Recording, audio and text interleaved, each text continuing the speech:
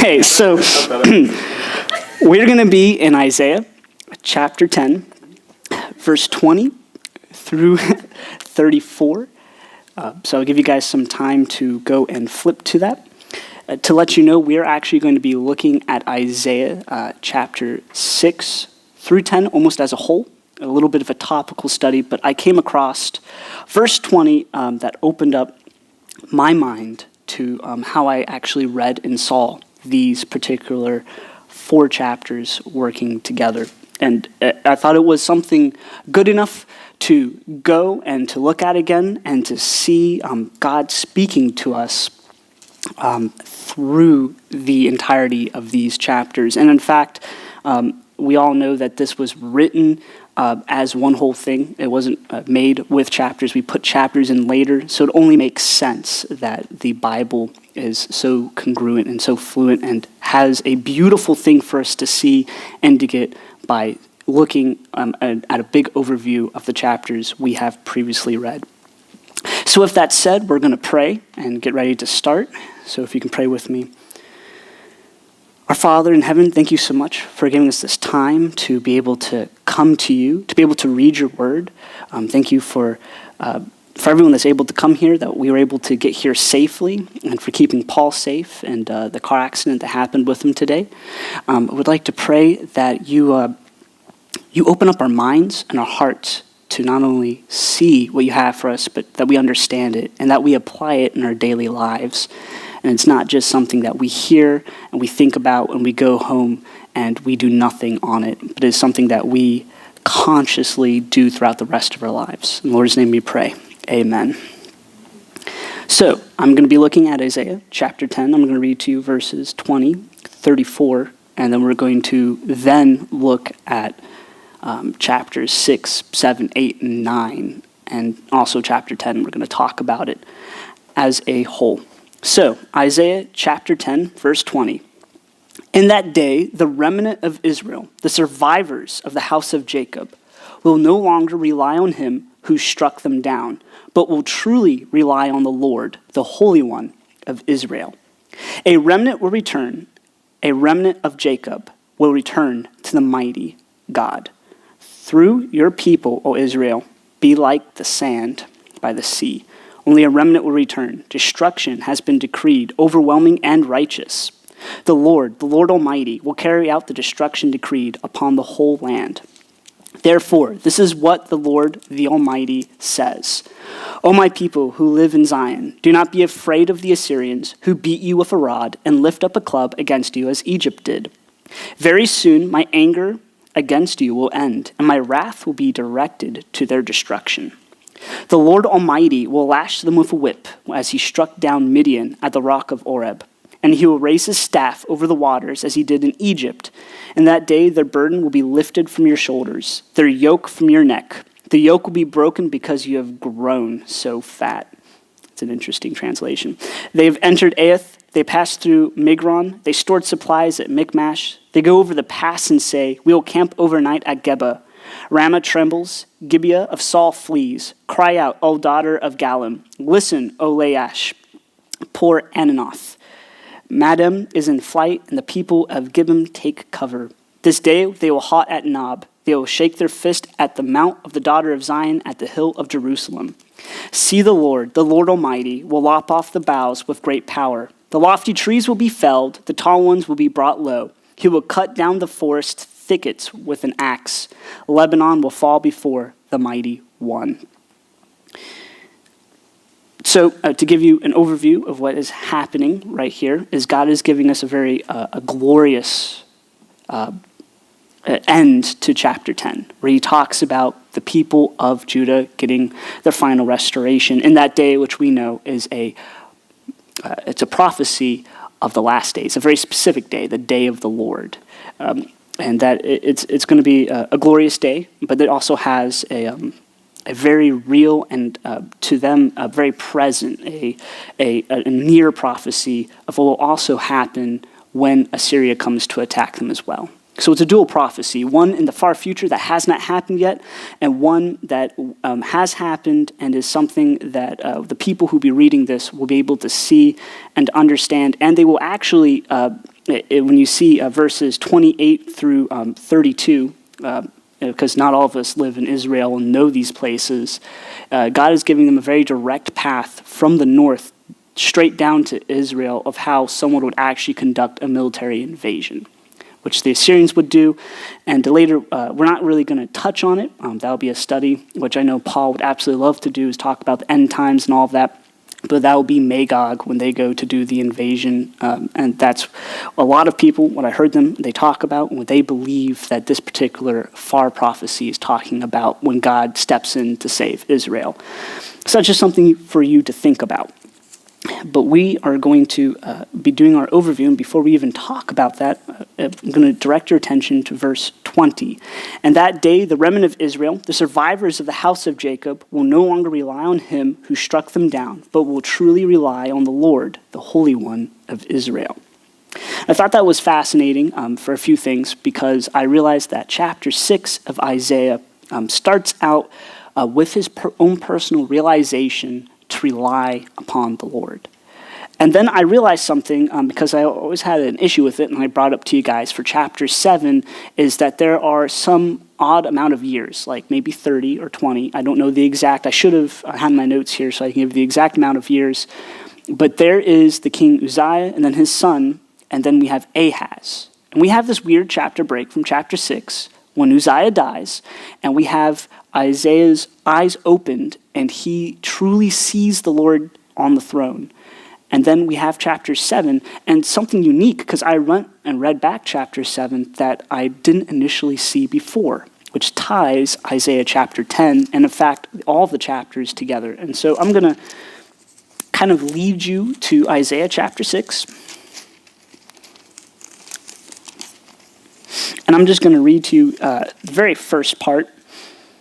I'm going to read all the way to verse 3. And the year that King Uzziah died, I saw the Lord seated on a throne, high and exalted, and the train of his robe filled the temple. Now, this might be a very small verse to us. This is just verse 1. But none of us also probably know the great importance Uzziah had to Isaiah or to Judah.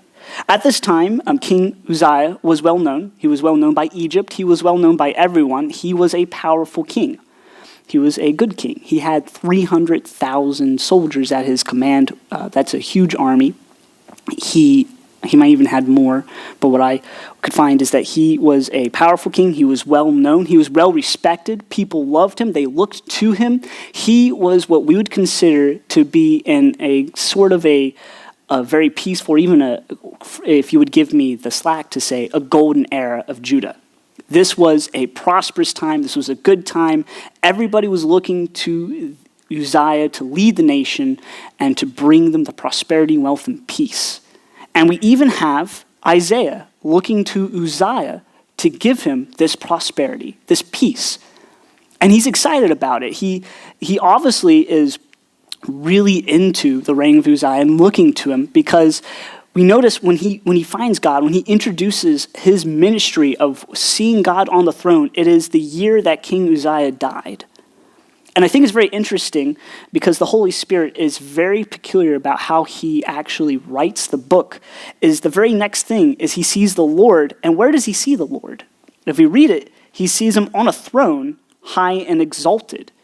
And I find that to be fascinating. That's the first thing that Isaiah sees about God that he did not see about King Uzziah, who died and had left the nation and what would be considered a time of turmoil. When you have such a good king dying, is his son going to be good? We don't know. His son's kind of young still. He can make mistakes.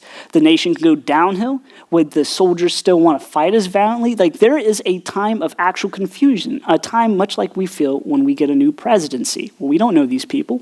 This is going to be good. This is going to be bad. And I'm not trying to make any statement about anything politically. But when a king dies and you have a new regime, a new king come up, there is a lot of doubt.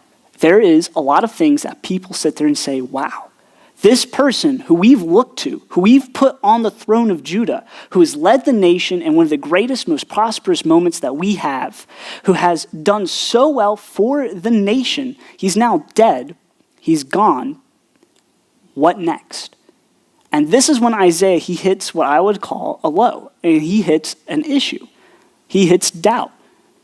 He looks to the new king. He's like, wow, is he going to do well? Is he going to do good? And all of a sudden, that's when he sees the Lord. And where he sees him is on the throne, high and exalted. And his train of his robe filled the temple. He sees God. Not only does he see God, he sees God in control. He sees God still in the position that he's always been, that Isaiah had lost sight of. Uzziah is no longer there to kind of be a physical thing, which kind of Isaiah put his trust in without actually seeing the immaterial God. And this is important. It's important because we too can be just like Isaiah, and we can lose sight of God. And we can do it in one of the most innocent ways. We can look to pastors, we can look to boyfriends, girlfriends, money, or even presidents and leaders of our nation. Kind of like what Isaiah did, and kind of like what we're going to see in chapter 7, Ahaz and the nation of Judah, many years after. We lose sight of God, and we put it onto many different things, anything. And we usually can tell that. The greatest thing to tell, well, have I lost sight of God, is if you were to lose a particular something, would your life be ruined, right? Like if you were to lose your house, if you would lose a particular spouse, a good friend, if, like, for instance, someone were to rob my computer, would my life be in complete and total destruction? If I were to lose my job, would I still have my eyes on the Lord saying, all is well, you are on the throne? And I'll be honest with you, I'll be just like Isaiah, I probably would be shaken. If massive things like my parents dying or things that I've considered a staple in my life suddenly disappear, and I'm no longer in that year of plenty and bounty. Just like Ahaz, I'm going to be honest with you. I can understand where they have that fear and they're shaken. I can understand it because I've had times just like that too, and we have to look to the Lord. And so Isaiah 6, 7, 8, 9, and 10 have this very interesting theme about who is on the throne. That's the entire question it asks, and that's all it talks about. Who is on the throne? And it starts us off strong with showing us God, showing us his temple, who he is, and they show us very real of people who lose sight of that. And it's going to take us to a myriad of people. It's going to show us Isaiah. It's going to show us Ahaz. It's going to show us Judah. It's going to show us the king of Assyria. It's going to show us Israel. And it's going to show us Syria. It's going to show us so many different groups of people when they lose the sight of who is on the throne, of who is in control. And I think it's interesting as we go through verse 2. Above him were seraphs, each with 6 wings. With 2 wings they covered their faces, and with 2 they covered their feet, and with 2 they were flying. And they were calling to one another, Holy, holy, holy is the Lord Almighty. The whole earth is full of his glory. I find it fascinating that the thing that Isaiah remembers and writes down for us in this record is these particular words. The whole earth is full of his glory. So we talked about it when we were in Isaiah chapter 6. The holiness of God is a terrifying thing. It's a truly terrifying thing to behold a completely holy God, because it shows us exactly how bad we look. Because, if you take something that doesn't look that good, like a dingy piece of furniture, and you put it in my apartment, it would look okay because my apartment's kind of dingy. You can make things passable. But if you were to take that same furniture and put it in the Buckingham Palace, it would not look okay. People wouldn't like it because it is a beautiful, outstanding place. It's the same thing. When we're here on earth among people, we can convince ourselves and even deceive ourselves and say, look, things are going well. We have a good leader, or I have a good life. I am a good person. Look at this other person. They're obviously crappy. If you're at Walmart, you look at them and you say they're crappy. It's a very sinful thing for us to do, to look at and say, hey, I'm comparing myself. I'm a good person.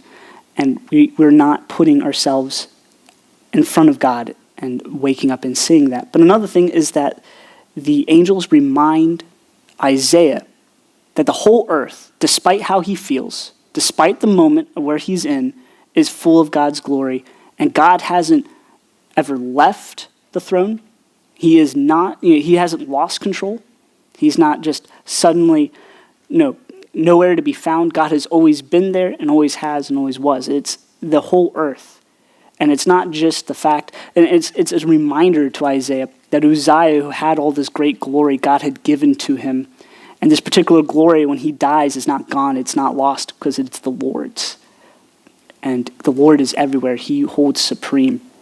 I think this is very interesting because this idea, this concept that Isaiah realizes and is told, the holiness of God, the greatness of God, how we're supposed to change ourselves, how we're supposed to view ourselves and see God on the throne and to not be distracted, and the fact that God has always been and always will be in control, and that the thing that we held as the great, the ultimate leader, the ultimate king, the ultimate nation, the thing we put our trust in is only a mere reflection of the Lord and what he is to us. And then he's corrected. His heart is changed. I see the Lord, and he's high and lifted on the throne. So then we have this strange chapter break, which I told you. We have a few decades pass, and then we have Ahaz, son of Jotham, the son of Uzziah. So we have the grandson of the king Uzziah who died. And I think it's interesting because the Holy Spirit very particularly edited this work. So we have chapter 6 where someone dies. People, Isaiah particularly, puts into question what he has, who he looks to, how he sees the Lord, and then it shows us the same exact scenario, except with the entire nation of Judah. And I found that to be fascinating, something I did not originally pick up when I was reading through with a fine comb. I almost missed it. And that is when Ahaz, son of Jotham, the son of Uzziah, was king of Judah, King Rezin of Aram, and Pekah, son of Remaliah, king of Israel, marched up to fight against Jerusalem, but they could not overpower it. Now the house of David was told, Aram has allied itself with Ephraim, so the hearts of Ahaz and his people were shaken, as the trees of the forest are shaken by the wind. These people have hit what we would call the oh no situation. It's the code red. There is a massive issue. Their entire nation is now in threat to be completely wiped out by what seemingly is two of the most powerful allies right by their doorstep. They're right there. Some people, in fact, could almost look out over their yards and see the enemy coming in. Too close to home, too uncomfortable for them to be right there.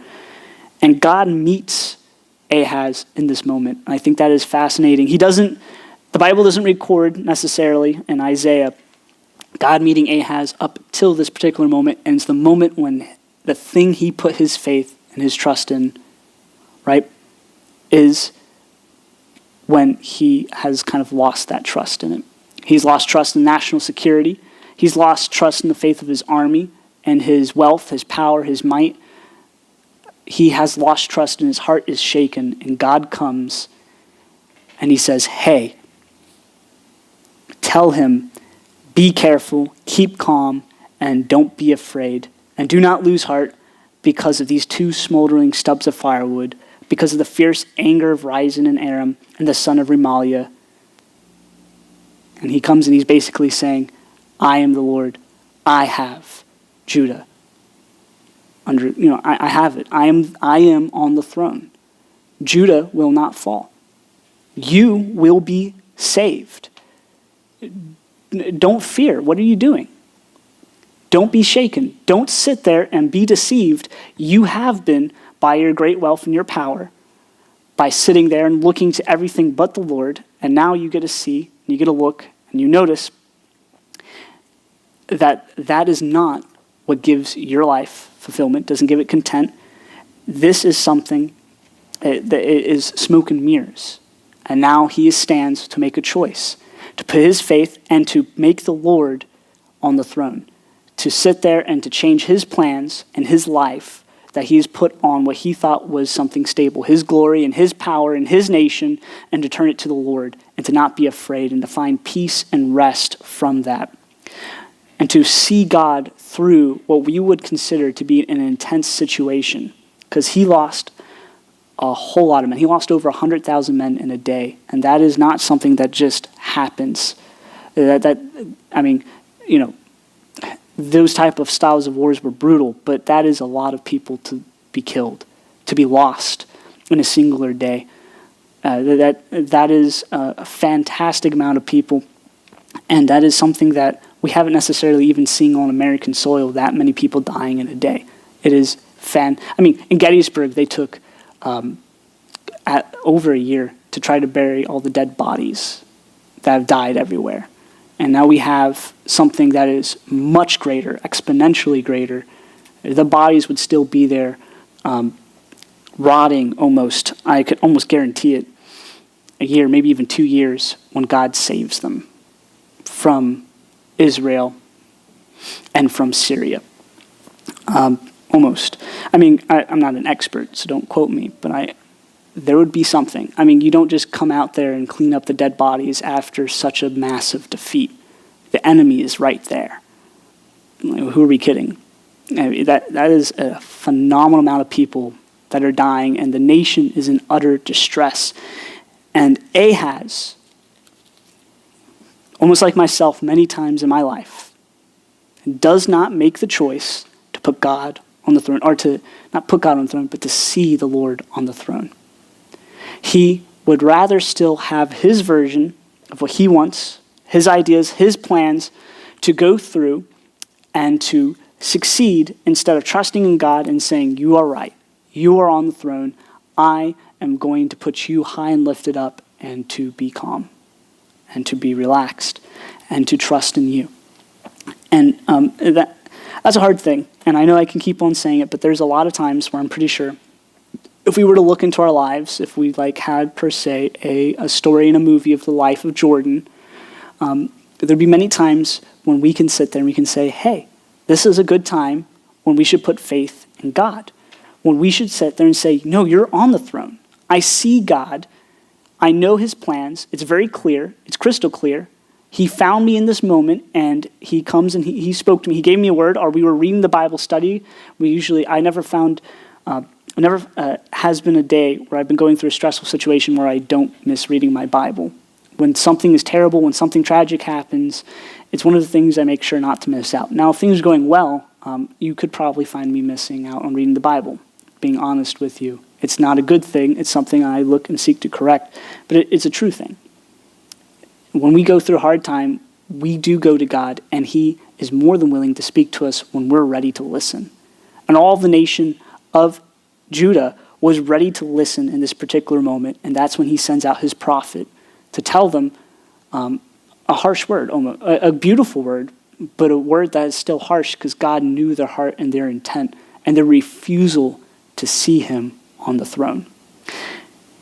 And it's important because Isaiah chapter 10, verse 20 is talking about a time and a day when Israel and Judah see God on the throne.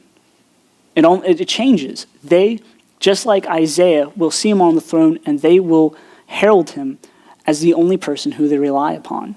They won't rely upon the person who smote them. And I think Isaiah chapter 10, verse 20 is so fascinating in the very fact that it talks about how they will not rely on the person who smote them. And I thought that was a weird statement that God would say that. Though I do know Ahaz, he relies upon Assyria to save them, and Assyria comes by and they smote them in a very literal sense. They come by and they fight them, and Hezekiah gets saved by this particular army from the Assyrians. God comes down and he saves them, but they get subjugated, they get attacked. Just like what God told Ahaz what's going to happen to him. Exactly. In fact, if you read chapter 8 and 9 and even 10, I'm not going to go into so much excruciating detail, but God spends a lot of time to show them the sign, to make proof that what he's telling them is going to happen through Isaiah's son and him being named a certain way, having all the people to come by to approve it, to look at it and say, yes, we are witnesses of this event. God did 2 years ago when the son was born, prophesy the same exact thing that he told Ahaz, that they would be saved from these two nations. Yet the nation of Judah, very much like myself, and even the nation of Assyria, very much like myself, do not see the Lord on the throne. And it's a fascinating thing when we read 20, is the fact that they're relying on the person who struck them. And I thought that was weird because I said, oh, surely I don't do that. This is just something to the nation of Judah, because I don't rely upon things that smite me down. And when I started looking at it, I started honestly looking at my life, there's a lot of things that I put faith, that I lost sight in, that truly struck me down, that was not of God. To be honest with you, there were people, girlfriends, people who I liked, people I looked up to, ideologies, careers, the amount of money I was making as a plumber, which was a fantastic amount of money, more than most people my age. I felt like I was rolling around in wealth. And these particular things, I did not quite realize until when I took a real careful look at it, were things that have given me personally one of the greatest griefs in my life, because I put too much faith in that and made them my idols instead of God. In fact, most of the heartache and pain that I feel when I think about moving onward with starting with a new girlfriend or trying to go forward in life, the fears and regrets that come up to my mind were caused because of my insistent idea that I would not put God on the throne, but rather follow my own ideas, my own ways, my own path, just like Ahaz, just like him. That I did not see him and I did not take the time to slow down and be like Isaiah when these things fell apart and said, you are on the throne. It is your glory, the thing that I put trust in, the thing that I was comfortable with, the thing that rated the most important object or the important, I guess you can say, feature of the thing that drew you in was merely, it's just a shadow, it is just a whisper of what you are and the comfort that I can find in you. And I forsook it. I really did, for this lie, and put my faith in it. And it did. It smote me. It led to sin. It led to pain. It led to punishment. And just like what God said, do not be mocked. Do not be fooled. God cannot be mocked. A man will reap what he sow. And I did that. I reaped exactly what I sowed. And when I put it into my own flesh, and I said, God, you're not going to be on my throne. I'm not going to recognize you as on the throne. I am going to do my own way. I got it. And I was struck down by the very thing that I relied on. And I want to let you know that this is not a unique story. This is a story of humanity. Continuously, throughout all the ages, people rely on the thing that struck them down. All the time. It doesn't matter what it is. It does not have to be the nation of Assyria for this to apply to me or to you. It could be anything. Anything that takes precedence over the Lord, and you rely upon it more than the Lord. Sometimes, I'll be honest with you, when I'm feeling like it's a bad day, I like to write stories. I find it to be fascinating. I like it. I do it sometimes with Miriam. I like writing really nice creative stories, and I will fall to that as a decompression or something that I will lean upon rather than the Lord. And that is not a good thing. Now, I'm not saying that everything you do in your hobbies isn't evil, no, but everything has a balance. And the Lord, when we call him Lord, it's a title, it is a status of who he is in our life. And the question for you guys, and for myself, and I'll be honest with you, the more I was studying verse 20, the more God was very personally working in my life and pointing at my heart in many different ways. Is that I must, if I call him Lord, live my life in such a way that the balance is defined by God. And that if he were to find me in a situation where I lose what I put all my trust and my faith into without even knowing it took the place of God, because that happens all the time, because I'm not as vigilant to check myself and to say, hey, is this particular thing crossing a boundary that God has told me not to do?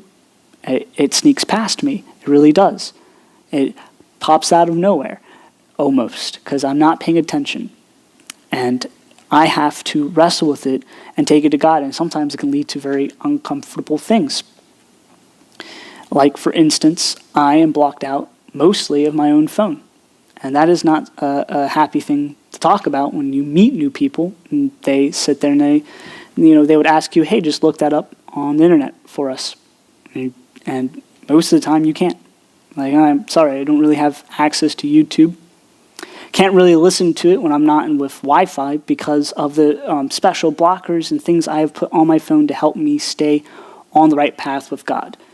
I can't just, drive around and listen to music and stream it like everyone else can. And it's sometimes embarrassing, can be even humiliating when people just assume that you can do everything that they can do.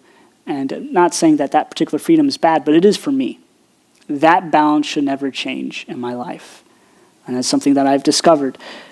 And the greed for particular things, for my plan, my way to go well, of a get well, if I just do 2 years, I'll get rid of it and I'll be fine. And instead of relying upon the Lord as something which he said, until I tell you to change how you live your life, you continue to put up and do exactly as Paul said and crucify your flesh and to give it no room for it to exist. It's hard. And it's also hard when you have to explain to people who just don't get it. And I've actually had people ask me, are you Amish? It sounds a little weird out of context when I told them there's certain things. I don't watch TV as much. I don't really watch it. I don't sit there and listen to the music in my car. I know a lot of people find that to be weird and talk about it. Like, man, it's weird that you just drive in silence.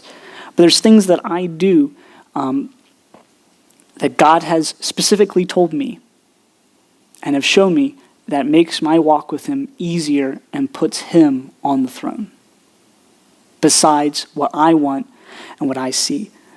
And it's amazing because we can read chapter 7 and see the reactions and the nation of Judah and how they go against what God has given them and the consequences of doing that, because their plan, to be quite honest, sounds good, right? I mean, to be honest, if any of you guys have any sense of tactical soundness, if America was being invaded and God came down and told us, do nothing, I've got it, that does not sound like the best plan, to do nothing. Don't worry, I've got it. You don't have to do anything. Jerusalem will not fall, my hand is upon it. And to be quite frank with you, Hezekiah didn't do anything to defend Jerusalem, and it did not fall. They just prayed to God. They went and they sought God. Years later, and the Assyrian king was going around and he was mocking them and he was trying to tempt them to change from them praying God. Like, this is stupid. Are you insane? I'm right here. Shoot an arrow at me. Get ready. And Hezekiah says, we're going to have a national time of prayer and we're going to go to God. And God steps in and does exactly what he told and what he has said. He'll keep Jerusalem safe for that time. And it's amazing. It's beautiful.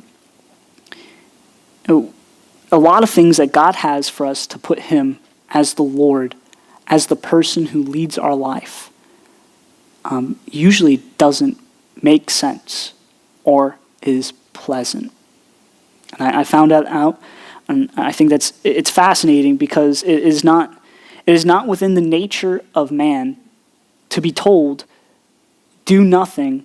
You're here at the aqueducts. Ahaz in chapter 7 is trying to stop the enemy, presumably from getting water, from having an advantage. And he's at the aqueducts. That's where Isaiah is told to go meet him. He's probably doing something to either disrupt it or do something so the enemy could not have water to use to prolong the siege against them. This is a very strategic thing. And to be told by God, don't worry, you got it, relax, go home, take a vacation, God's got it, it must be very hard to hear.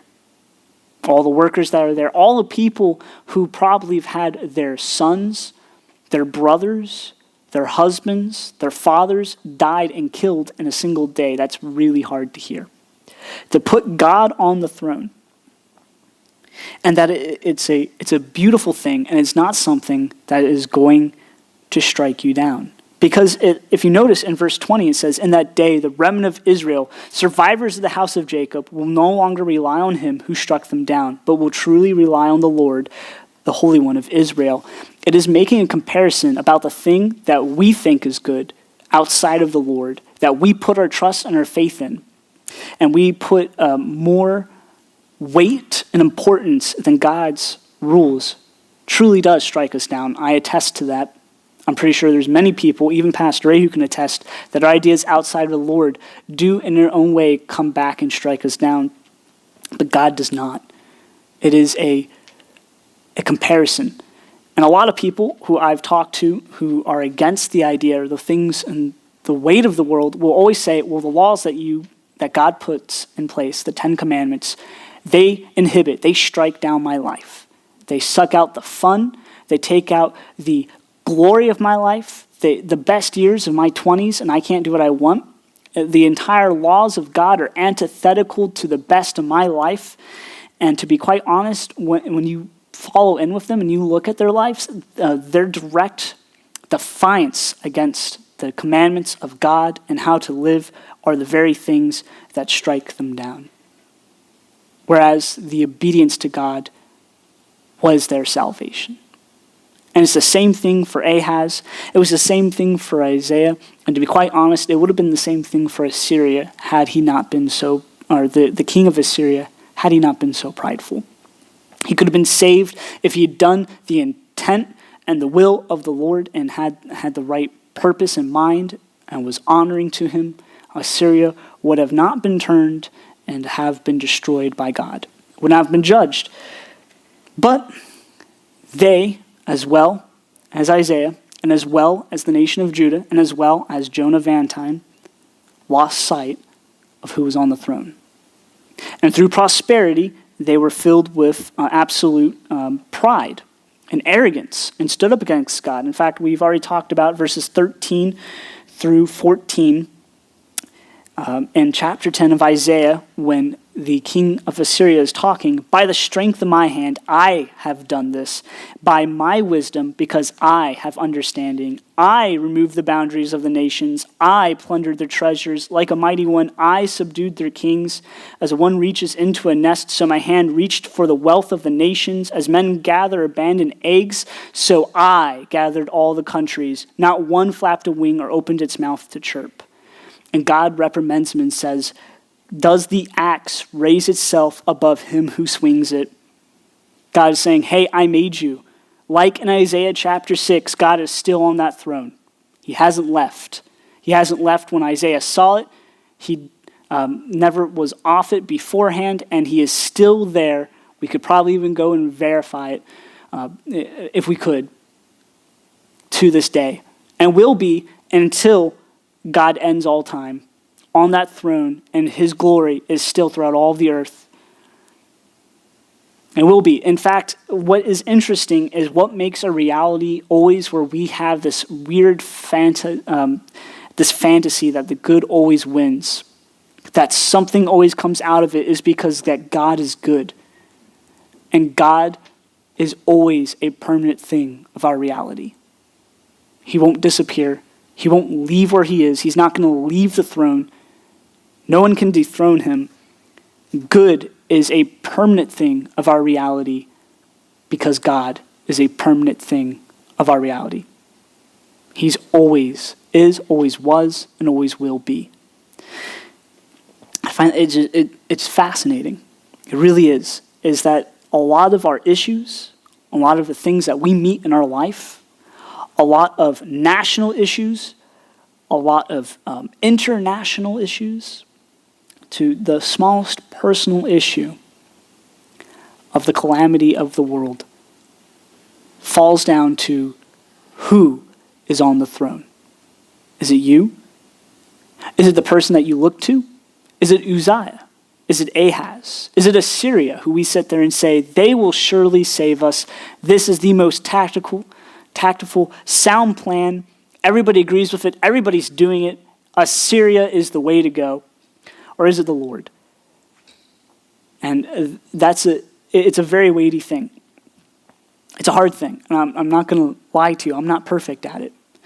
In fact, I was just telling Paul about it, who's doing our streaming for us today, is that God was convicting me that while I was going to come and talk to you guys about this, that I was almost going to do the same exact thing that God is reprimanding the nation of Israel for doing.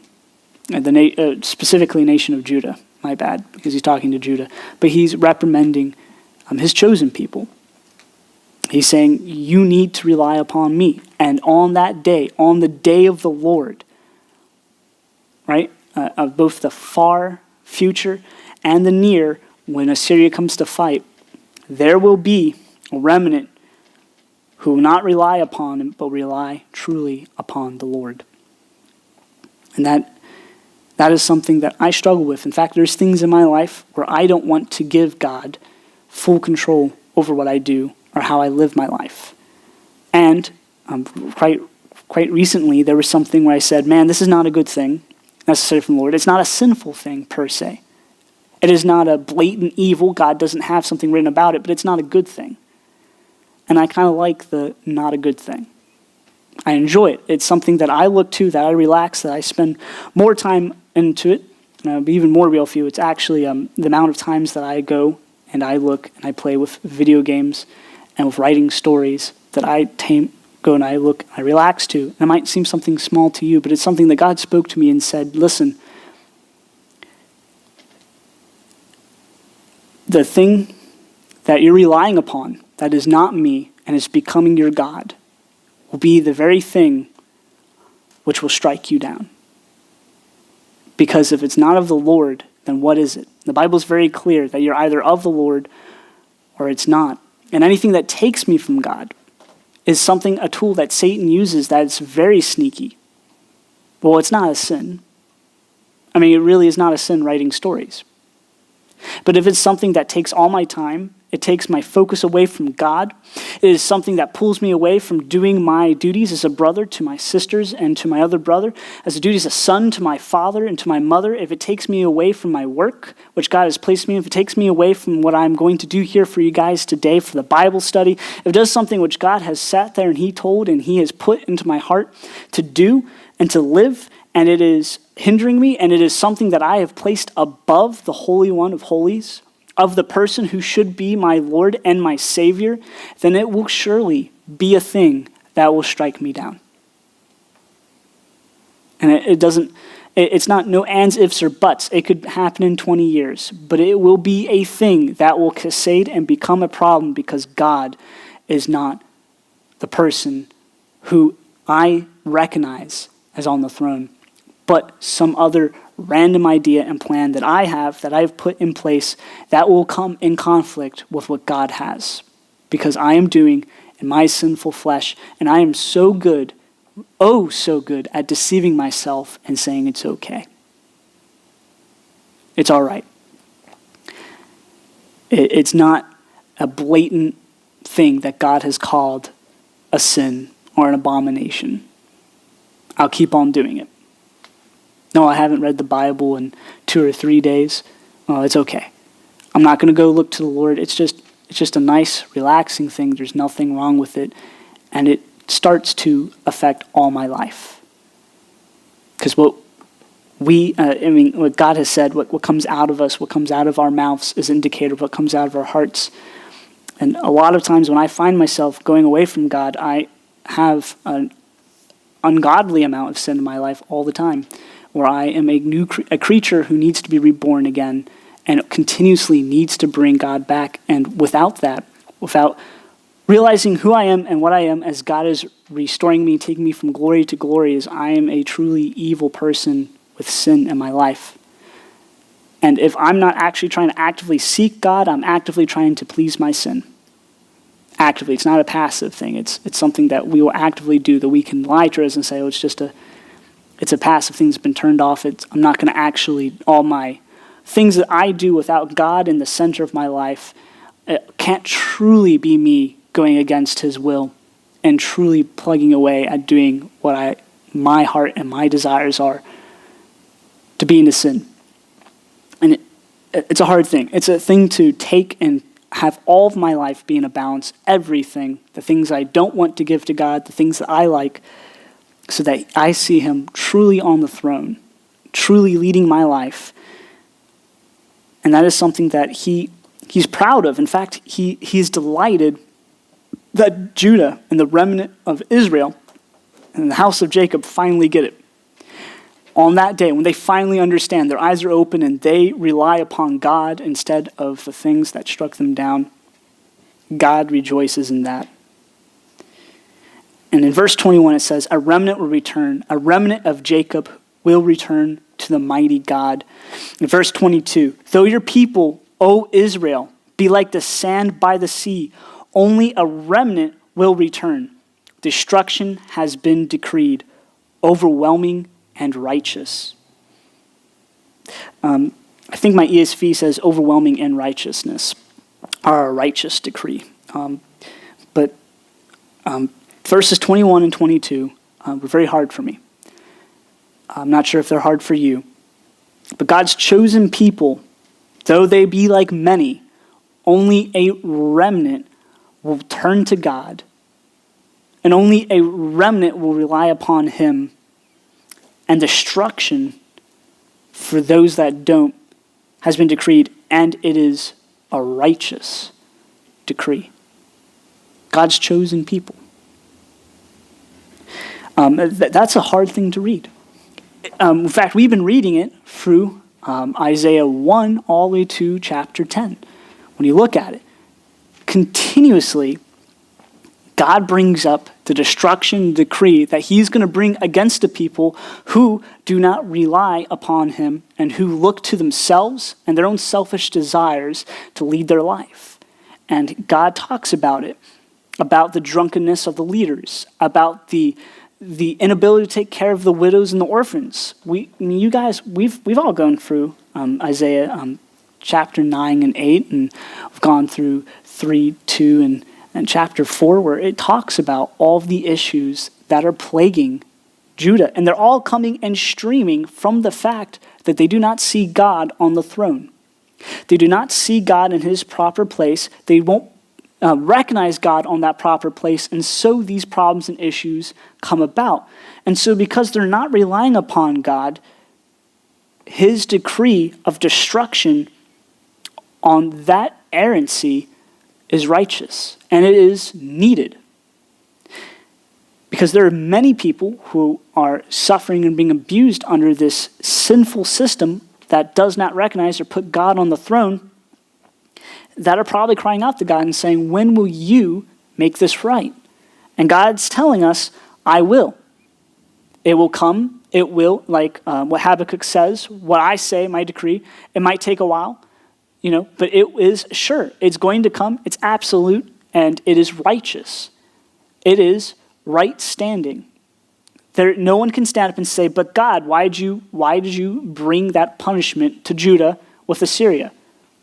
Why are you going to, in that day, in the day of the Lord, bring punishment again to Israel? Or we can even say, God, if we want to make it personal, why would you bring awakening to America or to my life, to this area in my life that I have, to how I do things, how I conduct it? If we do not have God on the throne, we do not recognize him as the one who is always was, is, and has been, and will be on the throne, the decree of the destruction against that particular way of life is righteous for God to correct us, because God corrects his people. He corrects people, his children who stray. And it's important to realize that he even goes so far as to correct his chosen people and to call the decree upon them that do not rely upon him as righteous. And that is stunning. That should bring us to a change of how we live our lives. Do we, in fact, live our lives in such a state that we rely upon and see God and treat God as on the throne in all things? Or do we do, like in Isaiah chapter 1, go to church or go to these places, go to things and deceive ourselves and just give God lip service and say, yes, you're on the throne. Yes, it's good. I'm here. I got the holy check. I'm saved for the week. I just showed up to church. I did it. I'm there.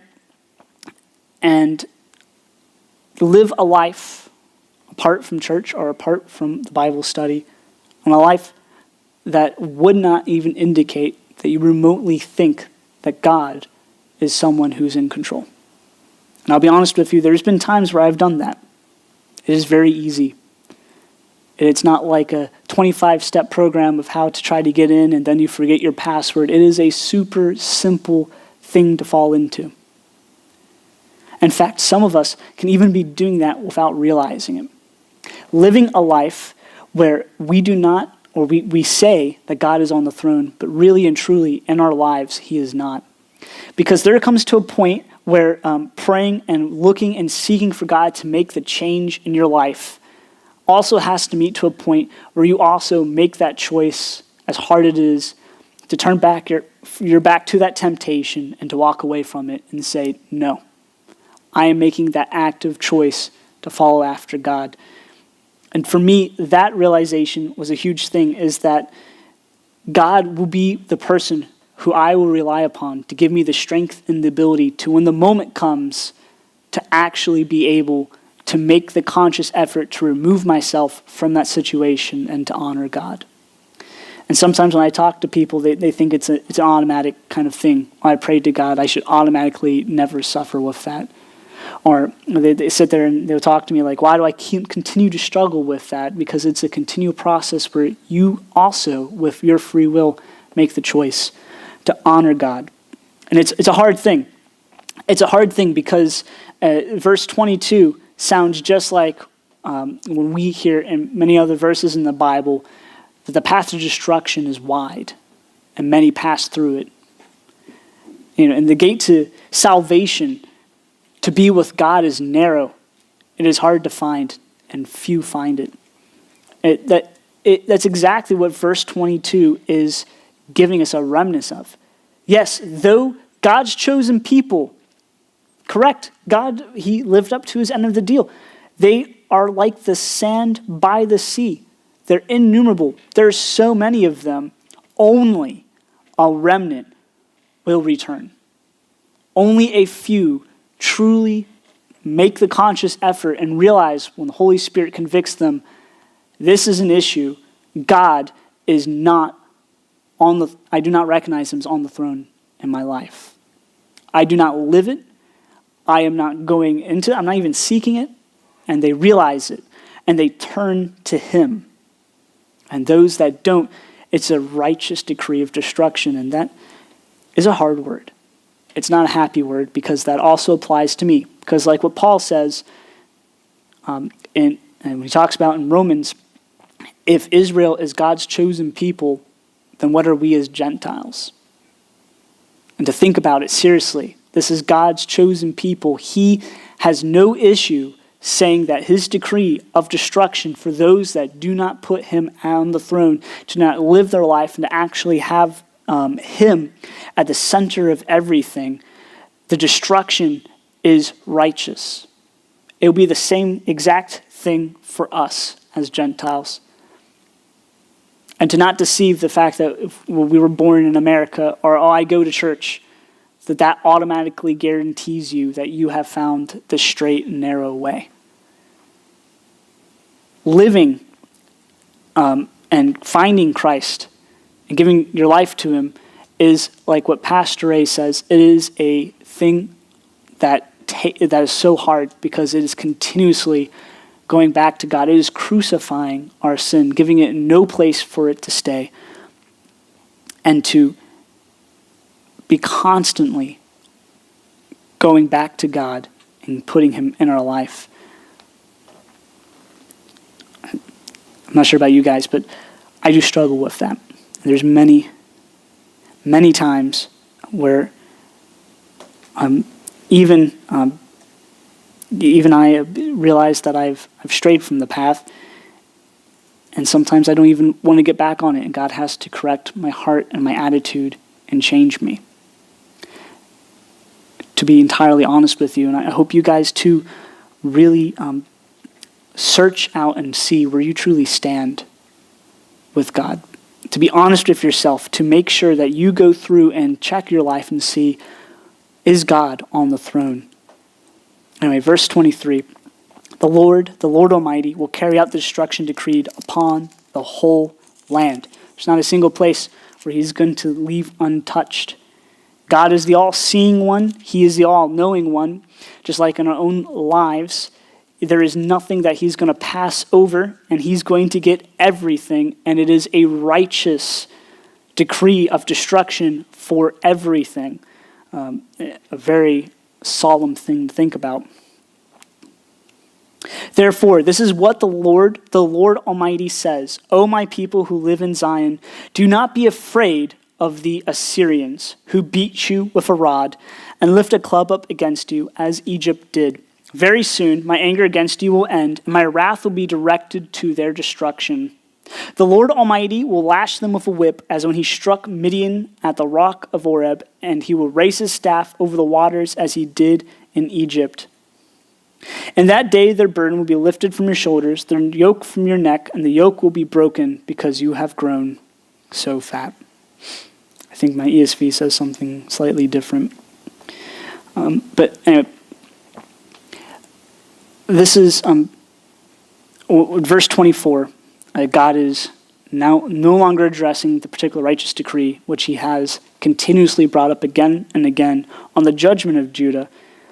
But he is then talking about his righteousness and his decree of what he has said only in Isaiah chapter 10, verses 12 through 19, about how he is going to then deal with the Assyrians who, like I previously mentioned, do not see God on the throne. They see themselves, and the king especially is so prideful and puts himself in the very position of God and says, aren't the idols which I fought against and overcame, are they not greater than God himself who is in Jerusalem? If I already beat all these other superior nations, this is just a simple walk in the park. God is nothing to me. I am on the throne. I am ultimate.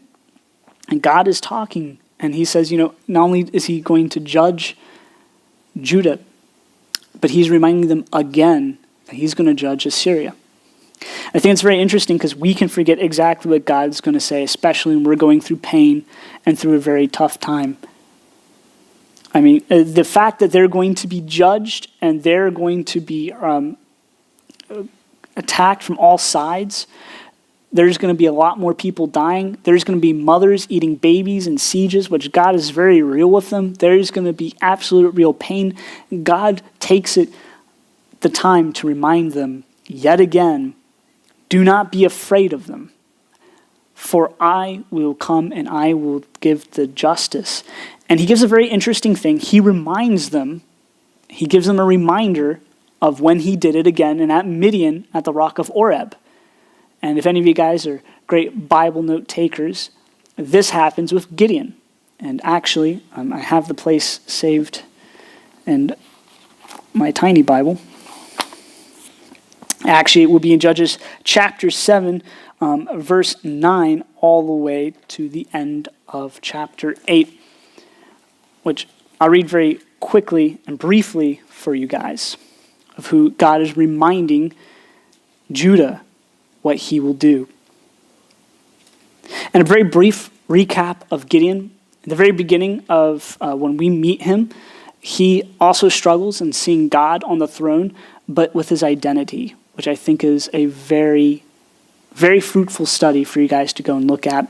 Because God comes and says, "Hail, the mighty warrior of the Lord." And Gideon turns around and very quickly gives God the reasons of why he is disqualified from the statement that God just decreed he is. He kind of laughs at it. "No, I'm a coward. I am the lowest I'm the lowliest of the low. I am not going to sit there and say what God has given me the decree, what God has called me out to be, I refuse it. Here are all my human means and standards to qualify why I disagree with God being on the throne of my life and saying who I am. And that it's a very potent point as we go through Isaiah and we talk about God being on the throne. We can very easily and almost make ourselves be comfortable with making ourselves less than what God has called us to be or what God will give us a decree of who we are. And we will bring up our past sins. We'll bring up where we came from our family. We will bring up issues that we have in our own life. We'll bring up our insecurities, and we will say, no, I am disqualified from what God you say I'm going to do or how you're going to use me. You're a madman. And God is ever so patient with Gideon, and he continues to work in his life.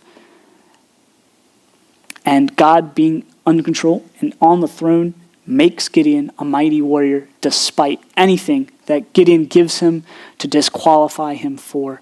And this is something I want you guys to know. I do that all the time. When God comes and says, Jonah, you are going to do this for me, I'm just like Gideon. And I say, no, God, these are all the reasons why I failed, will fail, and will not do what you've asked me and what you request me to do. It's impossible. I am a failure, just like what Gideon tells God. Don't you see where I am? Don't you see where I've come from? Don't you see my pedigree of failedness? I suck. And you think I'm this some great warrior that has come in? No, I'm not going to put you on the throne and say that what you've declared and what you are saying who I am is going to matter. And so I want you guys to consider that and to search through the Bible as your homework. What does God call you to be? What has he sat there and decreed you to be? What has he made you into? And it's going to shock a lot of people, but your gender, what he has assigned you at birth, is a part of that.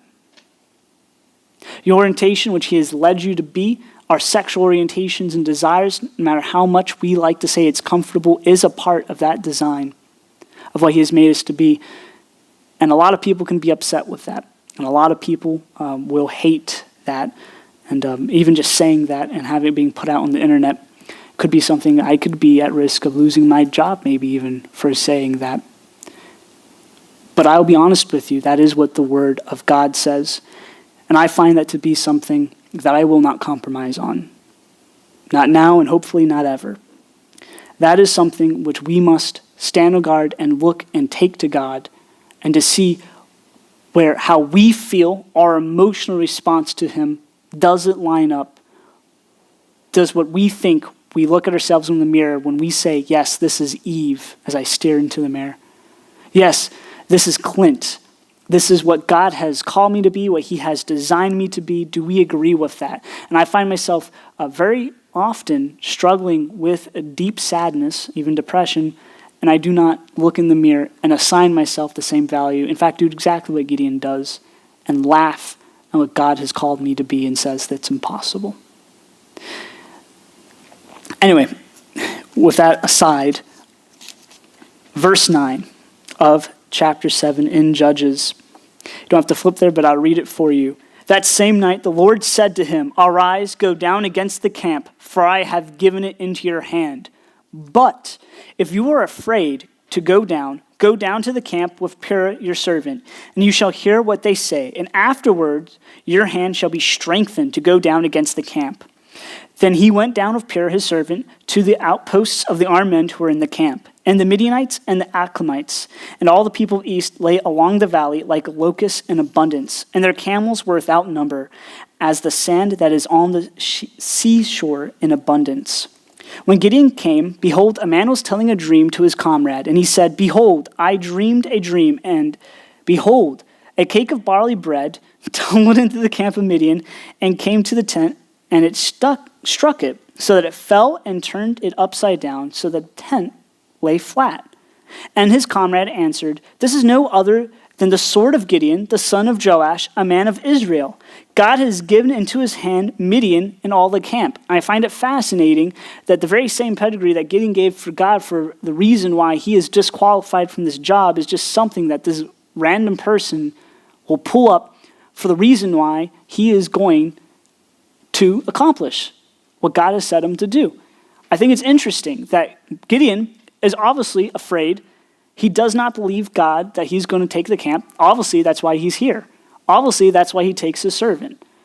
And he comes and he looks to see God and to do what God has told him to do. And he looks at with his servant and the very same excuse, my family,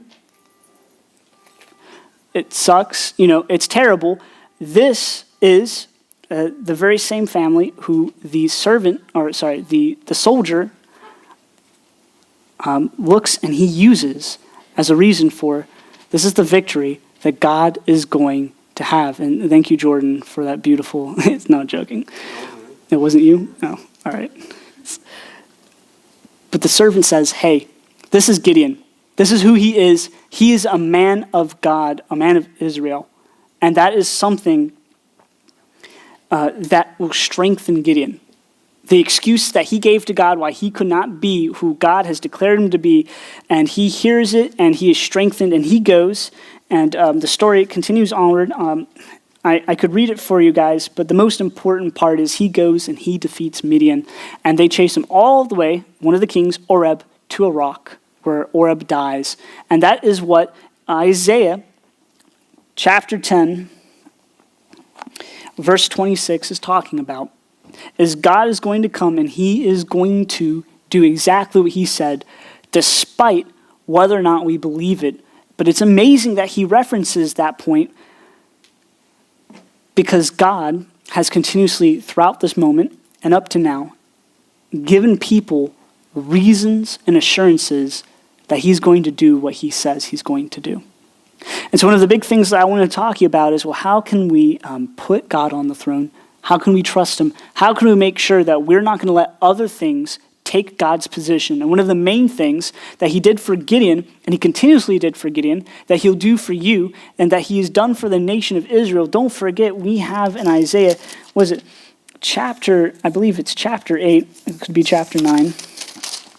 Yeah, chapter 8, where God gives them an entire sign of Isaiah's son, Maher-shalal-Hashbaz, which is a crazy name, but it basically is going to be in self. The name is the prophecy that God is going to save Judah from Assyria, just like what he is telling them, do not be afraid.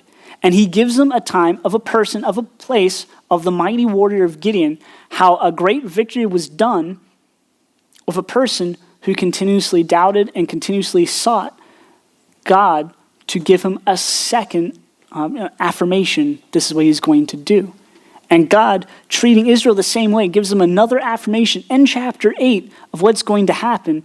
This child with this crazy name, who basically, I believe his name means quick to plunder, quick to the spoil, of the prophecy that before he gets to the age of 2, that the people who they're afraid of, Israel and Syria, are going to be destroyed. And in the same manner that this exact guarantee, this living guarantee, this child who they can look to and see physically, is going to be the same guarantee that God has put to not be afraid of the Assyrians either, to the people who are going to give this righteous decree. And God also gives you and me the very same assurances of, well, it's tough to put God as the person on the throne for my life forever. It is tough to sit there and to see him as my Lord and Savior, because there are some things that he tells me to do or directs our lives to do that is not necessarily considered fun, and it's a hard thing to do because we are sacrificing our flesh and are choosing to follow the Spirit, which is antithetical to our nature as humans. God gives us assurances, and one of the biggest assurances, if you guys need help on that, is the Lord Jesus Christ. Another one is the Holy Spirit, which he gives to us as an assurance that God would do what he has completed.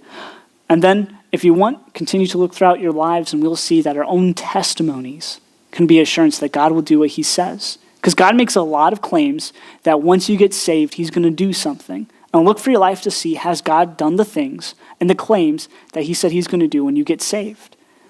And many of you, because I know you guys, can say or should say yes, because I have seen it personally. God continuously gives us assurances that what his word, what he's going to say, is going to come out to be ultimately true, even if we're afraid or we doubt it.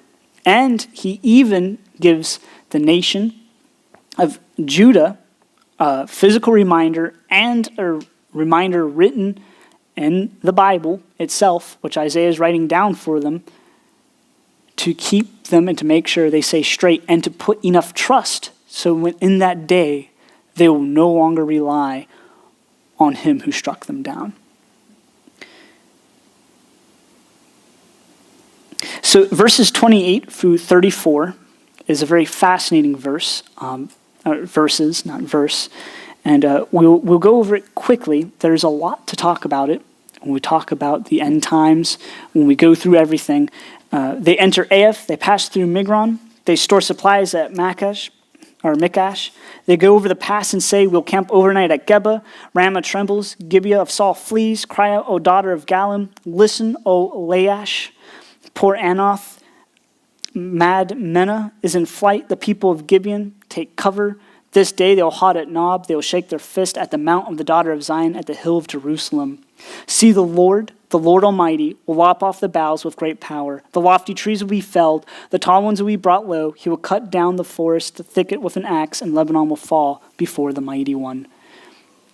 But verses 28 through 34 are an actual physical map of what many believe the Assyrians took as very most probable course coming down from the north, attacking the city of Jerusalem. It's a very detailed plan. It talks and gives us city names, and when they get to Nob, they're practically at the gates. I even think someone said it can even be considered the area of Nob inside the gates as well, like they pushed in. And God steps down and he saves them, and he does exactly like he said he was going to do. And he says, remember what happened with Midian at the rock of Oreb, how I stepped in and saved you despite how bad it looked. And remember, when Gideon starts out, it is absolutely terrible for the nation of Israel. And God steps in. And God says, even when they are at the city gates, I will step in and I will do exactly what I said. And this ties in with the idea, is a God on the throne? And I'll wrap it up very quickly with you guys with a few thoughts. God being on the throne means that God will come and God will work on his time schedule and not ours. If I wanted God to change anything, I would have rather they never even entered Ahaz. That would have been nice. They never got that close enough that they could be to Jerusalem. I would rather they do not go over the pass and say, we'll camp overnight at Geba. I don't think they should have gotten that far if I was sitting there and I was an Israelite watching that. I would be very upset the fact that the daughter of Gallim is crying out and Laish is also, because they're getting even closer. I would be very uncomfortable that Madmenah is in flight and the people of Gibeon take cover. And people might ask, well, is God going to respond? They're right there. Do you not see? They're coming closer. Who's going to stop them? Then they show up at Nob. They're right there. Oh, give up. They're there. It's game over. They're going to break for the walls. They're going to march in. How is God going to rectify this moment? And then he says, see. Verse 33. Everyone's like, oh, obviously it must be over. They're right there. They're about to win. And God steps in. What does he do? Lop off the boughs with great power. God steps in and he stops it. Miraculously. This is a prophecy, the invasion of Magog, but this is also the prophecy of Assyria when they came and they surrounded poor Hezekiah. And God stopped them. They reached Nob. They got there. They were right there. They were surrounding them. They were completely hopeless. And God stepped in and wiped out the entire army for them. And so this is something to remember when we talk about in that day, the remnant of Israel, the survivors of the house of Jacob, will no longer rely on him who struck them down, but will truly rely on the Lord, the Holy One of Israel. The point I want to leave you with is that God is okay with having things not be comfortable. He is okay with having things be right up to the very last inch of being facing you with that enemy. He is okay with it because he wants to do a work and he wants to not only test us, but he wants to show us something where our trust really relies on. Because we would never see if we truly have God on the throne and we see him as the leader and as the commander of all, and that we live our entire lives if we freak out and turn our backs to God as soon as they reach Nob and are knocking on the door. It's critical. What you do and how you react in moments of great distress, of great hurt, gives you an idea of how much, when you're put to the fire, do we truly believe and truly do where we say of how we are with God. Did you turn to God when that moment of pain, when they reached Nob and all seemed hopeless, that it was over? The battle could not possibly drag on the very last second for victory. Did we continue to say, God, you're on the throne, or did we throw him out and try to find a new thing, like your spear to pick up and chuck at them, and say, no, I'm going to change this. I'm going to be on the throne. God is obviously failing me right now. I'm going to pick it up. And it's a tough thing because it's easy to say on this side, but then when they're all at Nob for me, it's a totally different thing. And it is hard. And so how do we prepare for that? Not only does God give us assurances like he did for Midian at Oreb, but I think you too should look and find where God has said something and he has done something for you and you celebrated. Don't forget it. I have things that God has done for me that he said he will do, and I keep it and I remind it just like he does for Israel, and says, listen, God did a great victory here. Do not forsake that and don't forget it. So when you see the enemy at Nob, you can still trust and have God on the throne. Anyway, so that would that all we have for you guys. What we're going to do is I'm going to start wrapping up. I think we might have gone a little bit over time. It's okay. Paul's going to start getting ready to cut off. We're going to start moving into our prayer requests.